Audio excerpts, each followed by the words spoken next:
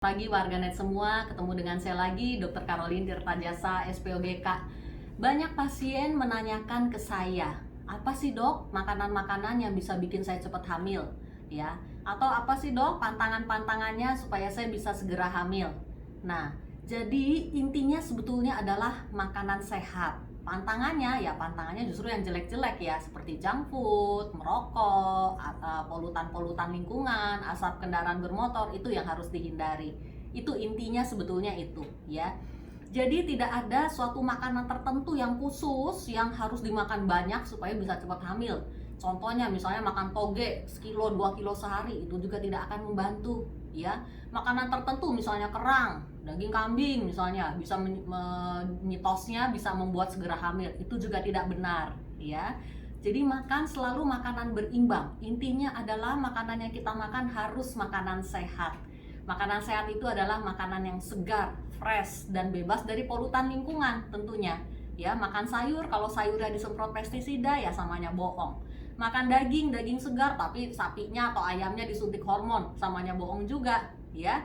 Jadi makanan yang fresh ya, kita masak sendiri, jangan sering-sering jajan di luar ya. Makanan luar itu sebenarnya tidak ada yang sehat ya. Kita masak sendiri fresh dengan bumbu-bumbu, takaran gula, garam, dan minyak yang kita tahu persis ya.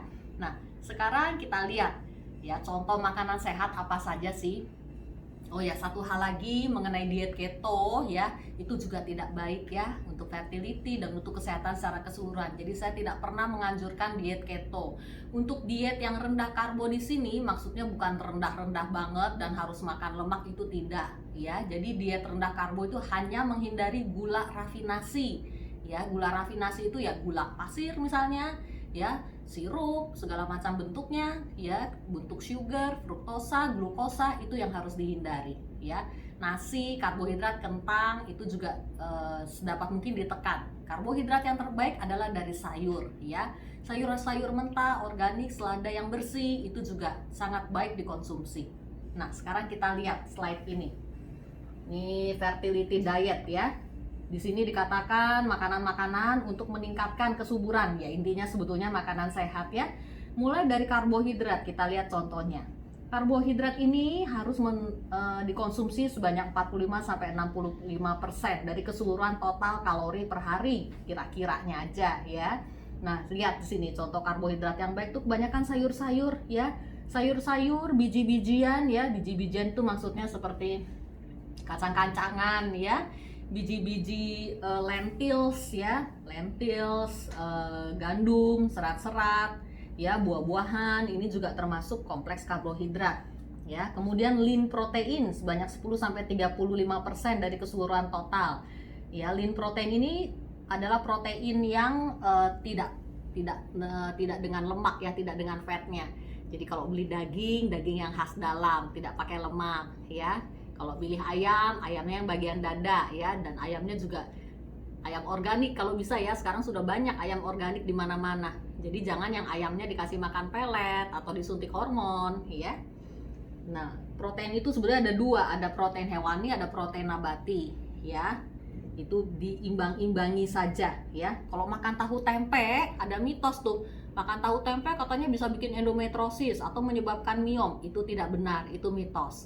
Kalau tahu tempenya berasal dari kedelai yang baik, bukan tahu tempe yang saat pemrosesannya dicampur boraks atau formalin, itu sebetulnya sangat baik untuk kesehatan ya. Jadi pilihlah tahu tempe yang organik juga gitu kalau bingung ya. Kalau organik kan sudah pasti dia tidak pakai boraks, tidak pakai formalin, dan dari kacang kedelai yang baik juga, itu sangat baik untuk kesehatan ya. Itu salah satu contoh protein nabati. Nah, lemak juga kita perlu sebetulnya sekitar 20% dari keseluruhan total kalori.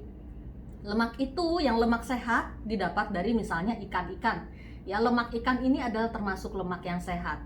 Kemudian dari buah alpukat, ya, ini juga salah satu contoh lemak sehat, ya.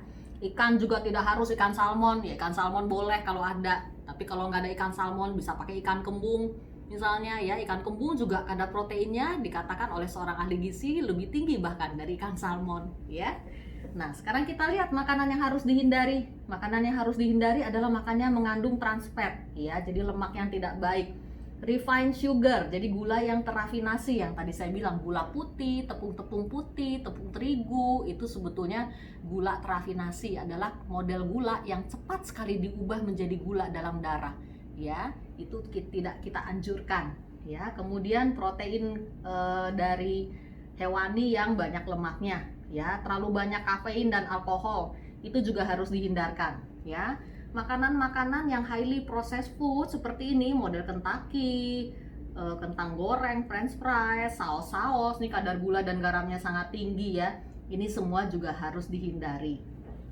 Nah, sekarang kita lihat yang lainnya lagi. Sorry. Sebentar. Nah, ini healthy life for women. Ini pola hidup sehat untuk semua perempuan ya. Yang pertama kita lihat medical examination. Jadi screening ginekologi harus dilakukan ya. Bukan hanya screening ginekologi, screening kesehatan secara umum. Kemudian active lifestyle ya, berolahraga, drink more water, kemudian workout ini exercise ya setiap hari. Kemudian 2 jam untuk 2 jam yang teratur, kemudian fruit dan vegetable, kontrol berat badan, dan jangan lupa tidur minimal 8 jam sehari. Baik, sekian dan terima kasih, semoga menjadi manfaat.